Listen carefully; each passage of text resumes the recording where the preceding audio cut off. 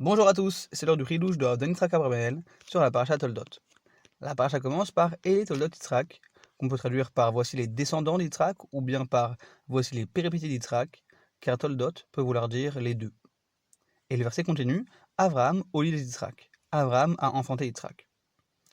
Pourquoi nous donner cette information? On la connaît déjà. Pourquoi on retourne en arrière dans la généalogie? On parle des descendants d'Yitzhak et tout d'un coup on parle de son père. Pour nous enseigner que voici les péripéties d'Yitzhak. Yitzhak est bien le fils de son père. Il aura effectivement les mêmes péripéties que son père Abraham. En effet, on retrouve beaucoup de similitudes entre Abraham et Yitzhak. Abraham s'est marié avec une fille de sa famille, et Yitzhak s'est marié avec une fille de sa famille. Abraham s'est marié jeune, à 40 ans selon Abravanel, et Yitzhak s'est marié à 40 ans. Abraham et sa femme étaient stériles, de même Yitzhak et sa femme étaient stériles. Abraham a d'abord eu un fils Rachar, Ishmaël, avant Yitzhak, et Yitzhak a d'abord eu Esav avant Yaakov.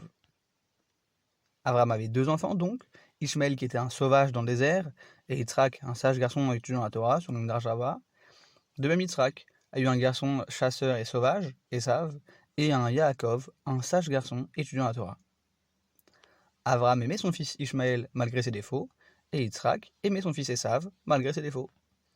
Abraham a renvoyé Ishmaël sur le conseil d'Hachem, et Yitzhak a exclu Esav de sa bénédiction et de son héritage par la volonté d'Hachem. D'ailleurs, c'est Yitzhak, le jeune fils d'Abraham, qui a pris le relais et l'héritage divin, et bien c'est Yaakov, le jeune fils de Yitzhak, qui prendra la suite de l'héritage divin. On continue. Abraham a vécu une famine, et est parti s'installer en Palestine, et ainsi a fait Yitzhak. Abraham et Yitzhak ont fait tous deux une alliance avec Avimelech. Abraham a fait passer sa femme pour sa sœur, et Avimelech s'en est plaint, et Yitzhak a fait de même, et Avimelech s'en est aussi plaint. Enfin, Abraham était très riche de troupeaux et avait creusé des puits, et de même Yitzhak était très riche en troupeaux et a creusé des puits. En voyant tout cela, on ne peut que dire en effet, voici les péripéties d'Yitzhak, ce sont les mêmes que Abraham, vraiment tel père, tel fils. Maintenant passons au deuxième verset. Et Yitzhak avait 40 ans quand il s'est marié. Pourquoi a-t-il attendu 40 ans? Abraham n'était-il pas pressé de voir des petits-enfants?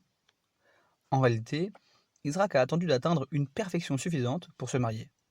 En effet, même s'il est marqué dans Pirkei Avot qu'à 18 ans, on se marie, cela ne veut pas dire qu'il faut se marier à 18 ans, mais qu'on peut se marier à 18 ans parce qu'on en a suffisamment de force pour avoir des enfants.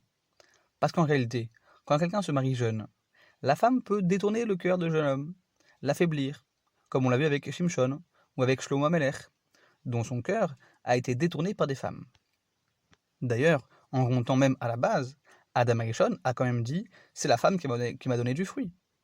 Donc se marier peut représenter un certain danger, contre lequel il faut de l'aide divine et une certaine stabilité intellectuelle et de la sagesse pour en éviter les pièges. D'ailleurs, dans la Parashat Shoftim, on remarque que les Kohanim déclarés inaptes à la guerre, chronologiquement ceux qui avaient acquis une nouvelle maison, puis ceux qui avaient planté une nouvelle vigne, et enfin ceux qui s'étaient nouvellement mariés. C'est bien le signe que le mariage vient après la stabilité. C'est pour tout cela qu'Yitzhak s'est marié à 40 ans, pour laisser passer la fougue de la jeunesse et le feu ardent des désirs, pour ensuite se marier en étant enfin capable d'engendrer des enfants plus aptes à atteindre la perfection. D'ailleurs, on remarque que Esav aussi s'est marié à 40 ans pour justement paraître plus cachère. Et alors c'est conclu par Yitzhak s'est marié avec Rivka, la fille de Bethuel, de Padan Aram, la sœur de Lavan. Pourquoi toutes ces précisions que l'on connaît déjà? Pour nous dire que ce n'est pas parce qu'il n'avait pas trouvé de femme avant qu'il s'est marié à 40 ans.